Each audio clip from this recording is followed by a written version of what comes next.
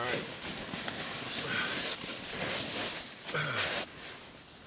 This is West and Jeff. We're the Tent Talk number 4, I guess. Tent Talk number 4. It's Camp 3, though. Thursday, August 4th, 11 p.m. in the Arctic camp. See, we had 0, 1, 2, 3. 1, 2, 3, Camp 3. Where we can see Pond Inlet across Eclipse Sound right here. It's all lit up in the waning sun. The sun's not quite, it doesn't go down, but it goes beyond the mountains. So it does cool down substantially here now that it's kind of trying to simulate nighttime. You may have noticed a severe lack of Cowboys. Rebekah, unfortunately, headed back to Pond Inlet today. It really broke all of our hearts. Hers the most, I think. It was pretty horrible being without her. She's the water conditions, dealing with the waves and sea conditions were kind of rough, and it was causing a lot of anxiety with her. And so we all ruminated over it for a day, took a day off, and left it up to her. And she decided to make the call this evening. And so we called Titus.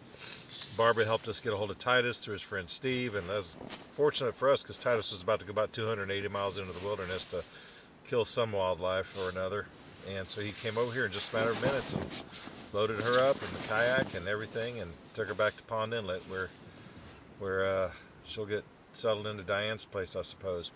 But we will look forward to doing another expedition with her on a river because she's an expert river runner. And if we ever do go to the ocean again, we'll do some training with her on the Gulf of Mexico. But we're already looking at the next one. She was an amazing partner, great attitude. She brought a lot to the team that that Jeff and I were severely lacking, so that helped. But now we're going to just move on. And we'll sure miss her a lot.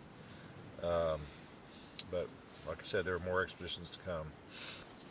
And Jeff had a bit of an adventure today. Got a little paddle in. Oh, yeah.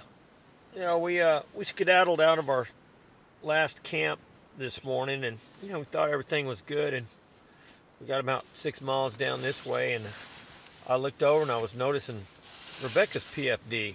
What a nice one she had picked out. A nice little zipper across the back. You could hold a whole bunch of stuff. I was thinking, man, I guess that's just for somebody to help you out. But then I got to noticing, man, my PFD feels really airy and light today. Oh, that's because I don't have it on.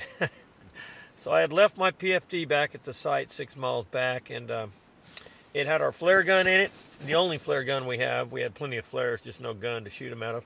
And my EPIRB, it's a self-rescue beacon. And the PFD itself. And the PFD itself, which I'm sure in Cambridge Bay probably, I paid whatever, $150 for it. I'm sure it'd be $750 in Cambridge Bay. So yeah, I opted, since we were kind of laying over a day, I opted to paddle back, and that bay, the sound had flattened out really nice. It was a super pleasant paddle. Just me and a bunch of seals.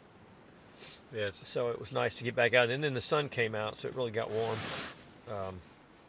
Just the conditions we need to paddle in. But it is super sad camp night since Rebekah's gone. And I know she was as sad as I've ever seen her. Yeah. And, she didn't want it that way either. But by the same token, she just, I think there was a bit of seasickness involved with it as well. I think so. So I think that the wave action was just, and I don't even think she started in on any kind of a, seasickness medication or anything. She was just seeing if she could make it happen. But to her credit, she also flipped yesterday in 25, 30 mile an hour winds with big waves, and was able to ride herself on west bow, Yeah, without any training at all. I tapped the bow there, and she grabbed it, flipped herself right back up, and then right after that, she made it through some horrendous waves. I mean, just all over the place. The wind really picked up. We were getting a tailwind, and it would really gust heavy, but then the waves were flanking out of 45. And then they started running multi-directions. They weren't together. So it started getting into that kind of action, which is really hard to deal with. Yeah, that's like being a mixed master blender. It was really rough, but she made it through just fine. It freaked her out a bit. But we thought she succeeded quite well. hell of a place to get your sea legs though, up here in the Arctic. Yeah, we were sure hoping it would start out with some flat paddling first, and then work into the wave action stuff. But it just didn't work out that way. Got tossed into it right off the bat. Mother Nature, she picks the conditions. Yep. Yep. So we got super flat conditions here. It's supposed to stay for a few days, so we'll start in tomorrow. Hopefully the sun will pop out again. That'll be nice. It really warmed up enough today that I was kind of able to walk around without a shirt on and just a pair of, long underwear for the most part around camp. It was really pleasant for a while there. So let's hopefully we get the same thing and we'll start tooting out some mileage. On another upside, she has incredible taste in camp food, so she gave us a bunch of her camp meals. Yeah, we kind of got upgraded there. Oh man, she knew what she was doing there. Like I said, she's going to be sorely missed. Other than that, I mean, she's just a really, really neat person. So anyway, we'll have more on the slate for her in the future.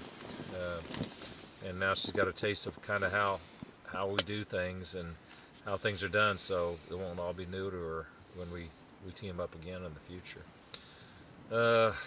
But here we are, Jeff and I are in a giant tent, made for 4 people, and so we can do some square dancing in here, and we'll haul this thing all the way to Tuktoyaktuk.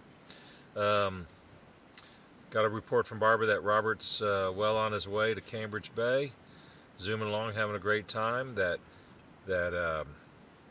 Carl Kruger's 285 miles into the is that his number? This trip. Yep, as of today, 285. So he's making time. So we're gonna buck it up on our end and start putting in some high mile days, and start heading west, as it were.